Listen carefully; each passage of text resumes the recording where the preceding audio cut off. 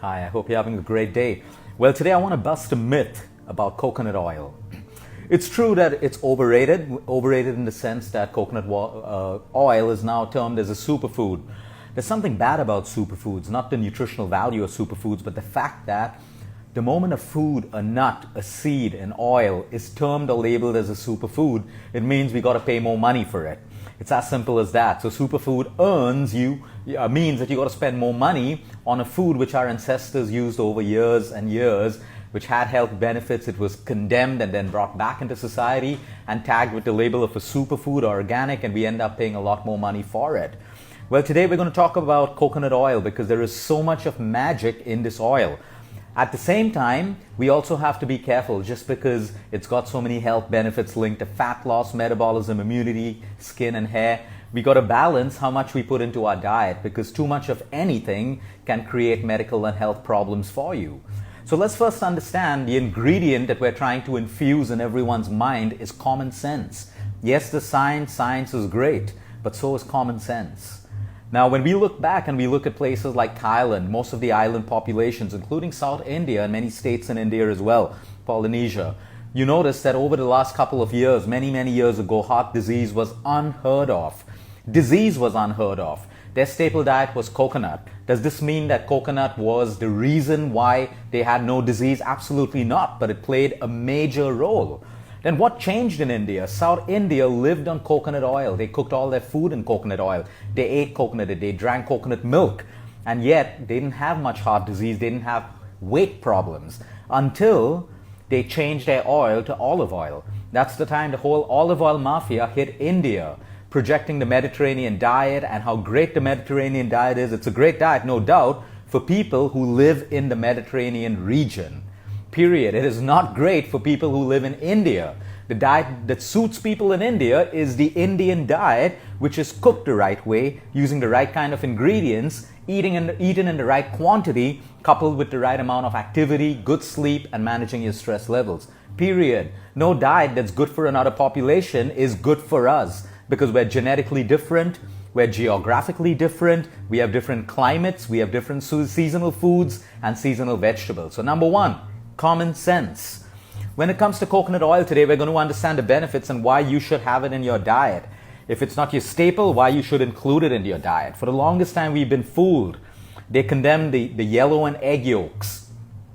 They condemn coconut oil. They condemn saturated fats. Yes, saturated fats are bad for you, but the saturated fats that are found in processed foods, the saturated fats that chemical compositions are changed where they add partially hydrogenated fats and trans fats. That makes saturated fat bad, but not saturated fats which are found in nuts and seeds and pure cold pressed or unfiltered oils. Those saturated fats are actually great for your health.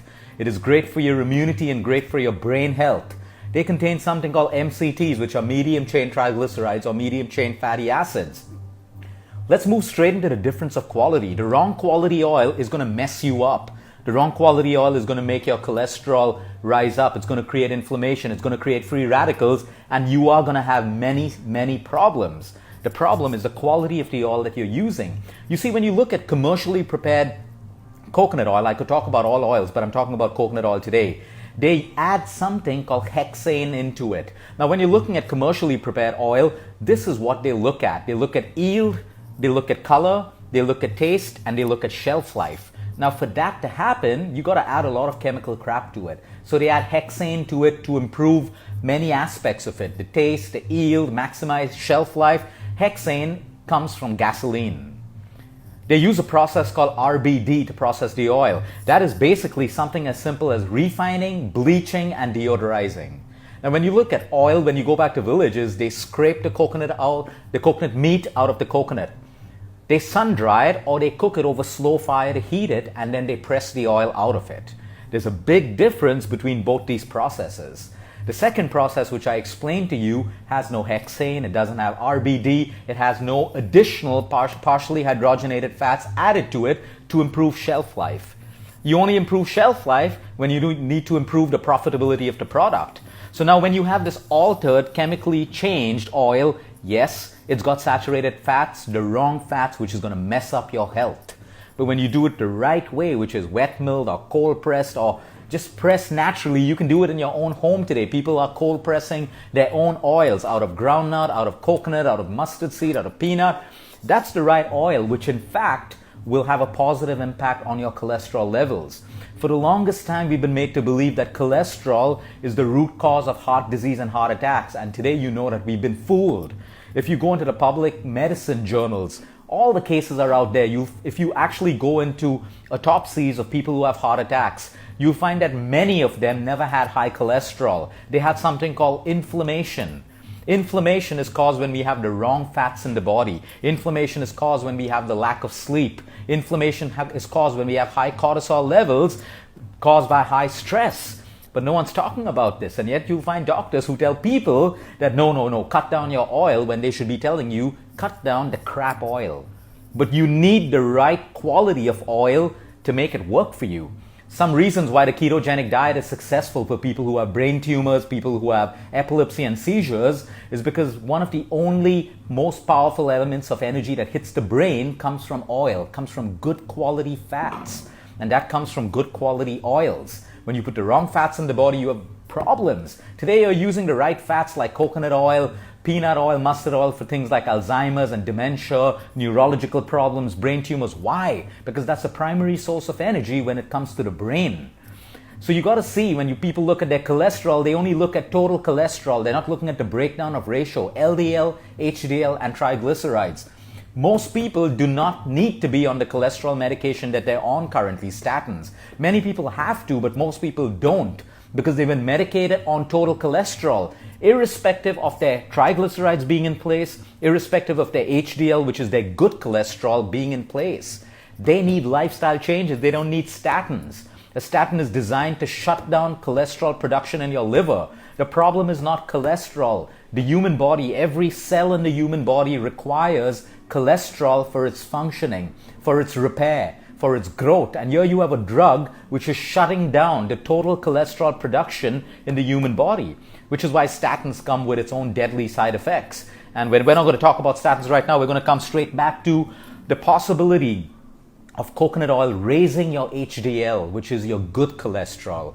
The more good cholesterol you have, your LDL doesn't really matter if it's maintained, and it's even higher than the normal LDL in the parameters defined on your blood reports. So if your triglycerides are in place, your HDL is high, it doesn't matter if your total cholesterol or your LDL is on the higher side. We got to break down total cholesterol into ratios and understand that most medication may not be necessary. So you got to discuss this with your doctor before you try to get off it or before you try to make amendments. But I suggest and encourage people to speak to their doctors if they're on statins and tell your doctors, listen, I am going to make lifestyle changes. I am going to change the way I eat, the way I sleep, the way I move, the way I think. And I will show you that my cholesterol levels come down, but reduce my medication. It is a myth that you need to be on a medication for a lifetime. Very few people have to be on a medication for a lifetime. If you're on a medication for a lifetime, you are going to have side effects and need more pills. So that's when it comes to cholesterol. Now let's talk about weight loss and fat loss. There are people over there taking tablespoons of coconut oil every day, believing that they will lose weight and lose fat. It is true that coconut oil has the ability to boost your metabolism. You see, coconut oil has a certain kind of a protein called an uncoupling protein. It's called a UPC. This has the ability to boost thermogenesis in the body. Thermogenesis is what burns fat. We have white adipose tissues, which is all the ugly, stubborn fat that troubles us and we want to burn it. And you have brown adipose fat, which is the good fat. The more brown adipose fat you have in your body, the quicker you can burn the white adipose fat. So this uncoupling protein found in coconut oil has the ability to increase your brown adipose fat tissues, and the more you have of that, the less of the white ugly fat you have. So yes, coconut oil, either in your food or you have it plain, you take it from a spoon. There are different ways of consuming coconut oil. Now again, when you start adding coconut oil to your diet, it is an oil, it has calories, it has energy. So if I'm going to start 2 tablespoons of coconut oil in my diet, somewhere in my main diet, I got to cut down on 2 tablespoons of oil. Otherwise the total calorific value increases, and then you're not going to be losing weight. You are going to have cholesterol issues and fat issues as well. So if you're increasing coconut oil somewhere else, you got to decrease it. 1 tablespoon of coconut oil has about 117 calories. So you got to balance that in your total calorific intake of fat if you are doing that. That's extremely important. That's the downside of coconut oil if you're mindlessly taking it without looking at the proportion. Energy.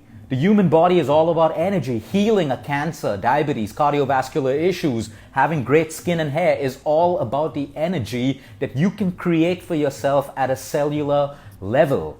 You have your mitochondria. Think of your mitochondria as like every village or city has the electrical plant on the suburbs of the city. That electrical plant is responsible for powering millions of homes with electricity. Think of your mitochondria as this little electrical plant in your cells. And then you have the generation of ATP, which is adenosine triphosphate, which is responsible for energy. Now, the right foods hit your cells, you have the right kind of mitochondrial activity, ADP production, and energy. Energy breaks down fat. No dietary supplement breaks down fat. Energy breaks down fat. Energy heals you. Energy boosts immunity and can put your cancer in a remission, make your pancreas start working better when it comes to diabetes, reduce inflammation in your body, and give you energy to get through your day. Stimulants like coffee and tea and Red Bulls and aerated drinks and sugar, this is fake. These are fake sources of energy that don't happen at a cellular energy level in the body. It makes you sicker, it makes you unhealthier, it makes you more tired and more fatigued. Create energy at a cellular level, and coconut oil does that. That's why today athletes take coconut oil before their races, before their gym workouts, before their competitions, before their boxing matches, before their wrestling matches, because coconut oil is instant energy in the human body at a mitochondrial level. So yep, you're looking at boosting your energy before a workout. You can try coconut oil or whatever it is. Coconut oil is magic when it comes to creating energy in the human body. Let's move straight into the antioxidant activity. Antioxidants, the more free radicals you have in the human body, the more antioxidants you need, because it neutralizes the free radicals and reduces inflammation. That's why one of the downsides of chemo, although chemo in its honest attempt to help people with cancer works on the principle of creating more free radicals in the hope that the free radicals will kill the cancer cells. But we create more free radicals, we create more inflammation in the body, and that's why sometimes it's a double-edged sword. So if you're not looking at your nutrition and the antioxidant activity to balance out chemotherapy, your chemotherapy is going to create more problems for you, like the drugs that you're on. So am I telling you not to do chemotherapy? Am I telling you not to take your drugs prescribed by your doctor? Absolutely not. I'm telling you that if you are taking it, understand the side effects and work with lifestyle and nutrition to balance the collateral damage of the drugs that you're taking. Because I can tell you one thing, if you are taking conventional drugs in the hope that is going to heal you without side effects and not make changes in your lifestyle, your eating and your exercise, your drug is going to consume you at some point, no matter what anyone tells you. Okay, let's move straight into when it comes to your skin. Coconut oil is one of the most therapeutic cosmetics. When you look at women in the Philippines and Thailand, they use coconut oil on their skin, their hair, their face. Traditional India used it, but then in comes the cosmetic industry with all their fancy cosmetic products backed by celebrities and Hollywood and all of that crap, and women suddenly believe that they're going to look like those models and actresses if they use cosmetics. How you look on the outside is dependent on what's going on in the inside. The nutrition that's reaching your cells, your thoughts, your emotions. Are you filled with hatred and bitterness and grief and anger? All of that's going to make you look ugly and unpretty on the outside. Believe me, it works that way. If you're putting crap into your body, your cells don't need it, it's going to reflect on the outside of your body as well. You need nutrients, you need vitamins, you need minerals from whole foods, from real foods to make you look pretty and good. Now, when you put all these cosmetics on your face, your skin is absorbing half of the chemicals put in. If you look at a list of cosmetics that the Malaysian government, the Cancer Organization of Malaysia has listed, you'll find most of your fanciest cosmetics that are listed have potential carcinogens in you. And yet we go on defying what nature has provided us. Coconut oil, one of your best makeup removers, are coconut oil. And here you are taking all these chemicals and putting it on your face after a party at night to remove all your chemicals. All you need is a little bit of cotton or your finger with coconut oil and remove that. It's going to moisturize and hydrate your skin, plus remove all the chemicals that you've put on your face. So we got to start understanding, using common sense and getting back to, nature. Of course, you can't sell coconut oil for any more than you can sell a fancy cosmetic, and that's the reason why no one's promoting it. But use your common sense and start using that. Coconut oil is highly antifungal, antimicrobial, antibacterial, and antiviral. By saying this, it means a lot when it comes to your immunity. It means a lot when it comes to your skin. You have rashes, you have eczemas, you have psoriasis, you have herpes, you have all of these things. They're either caused by a virus or a bacteria, and coconut oil has both these elements that can reduce it. So here we have people putting steroidal creams and all of that crap. Yes, if you need it, you really, really need it, I'm saying do it. But in most cases, try nature before you try everything that's chemically made by man, because it is only treating your symptom. It is not healing you at a root cause. It is not addressing you at a root cause. So try coconut oil. There are so many different things for eczema and psoriasis, but coconut oil, when it comes to your skin and your hair, is one of the most therapeutic things that you can do. When it comes to diabetes, again, coconut oil, a good cold pressed coconut oil, is known to improve insulin secretion, which is a huge problem with type 2 diabetics and type 1 diabetics, because it works with your pancreas again. Anything that can improve your insulin secretion and the way that your cells utilize insulin is fantastic for your healing and your condition when it comes to diabetes. Immunity. Everything is about immunity in this world. You can have the fittest body, you can have a six-pack, you can have a size 0, but if you have low immunity, you will be sick. It is so important for you to understand that immunity is the first line and the last line of defense in the human body. No one on this planet is more intelligent than your own immune system. And we've learned how to compromise our immunity all the time by doing things which are not natural to the human body. Why do we breastfeed children? Because breast milk contains lauric acid. Lauric acid has one primary function: to boost the immunity of a growing child. Coconut oil contains lauric acid, which is why we use it for children, we use it for infants, we use it for adults, we use it for senior citizens, we use it for post-recovery, for surgery, we use it for chemo, radiation, anything that compromises immunity. We use coconut oil because it has the highest proportion of lauric acid, and that's another reason why you should be having coconut oil in your diet. When it comes to influenza, we're running around vaccines and all of this stuff. Coconut oil is such a powerful antiviral. I'm not saying coconut oil alone is going to take away your influenza, but yes, it's going to boost immunity. And because you have a strong immunity, it's going to help you fight your influenza with minimum damage to the human body.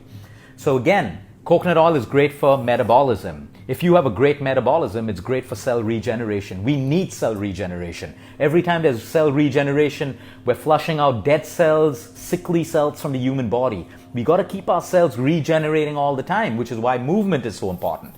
When we're sedentary and we're sitting all the time, we don't create cell regeneration, which is why the human body was brilliantly designed to move.